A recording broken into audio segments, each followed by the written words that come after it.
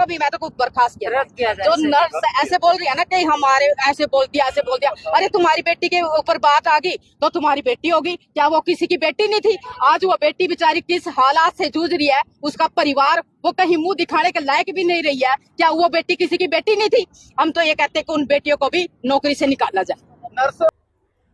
तो नर्सों ने जितना प्रदर्शन करना था, हड़तालें करनी थी, वो कर चुकी हैं। अब बारी है आम जनता की। तो अभी आम जनता की कुछ मांगे हैं जो कि सरकार को पूरी करनी पड़ेंगी। जैसे नर्सों ने मांग करी थी कि जो रेणु भाटिया मैम है इनको इस्तीफा देना पड़ेगा। उनका इस्तीफा ले लिया, उन्होंने अपना इस्तीफा दे दिया।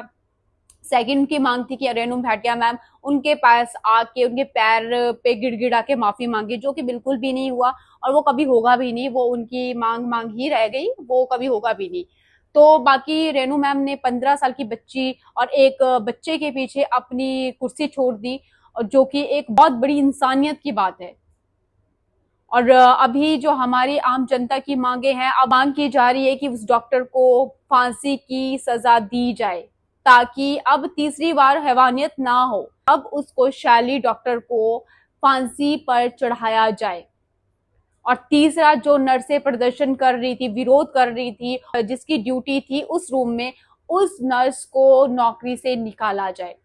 अब जो आम जनता की मांगे हैं वो भी सरकार को पूरी करनी पड़ेगी।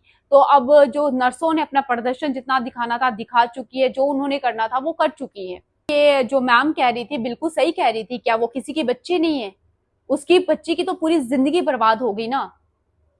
अभी वो बच्ची या उसका परिवार किसी को मुंह दिखाने लायक नहीं रहा।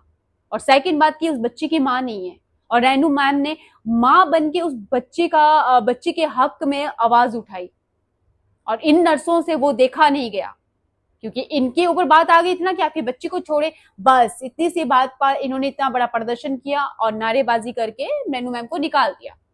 और जो उस बच्ची के साथ हुआ, उस बच्ची को न्याय दिलाना है। जो आम जनता मांगे कर रही है कि डॉक्टर को फांसी पे चढ़ाया जाए, बच्ची को जो है 15 साल की, और एक मांग और है, जो बच्ची है 15 साल की, जब वो 18 साल की हो जाए तो उसको सरकारी जॉब दी जाए, ताकि वो बच्ची अपनी शान के साथ जिंदगी आगे बिता सके।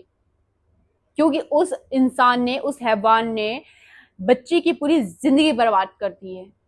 जो हमारे हाथ में है, जितना हम कर सकते हैं ना, तो उतना इंसानियत आप लोग दिखाइए और एकजुट होके उस बच्चे को न्याय दिलाइए। और जो रेणु भाटिया मैम के साथ गलत हुआ, और उस गलत चीज के लिए भी आप लोग अब आवाज उठाइए। अब आप लोगों की बारी है।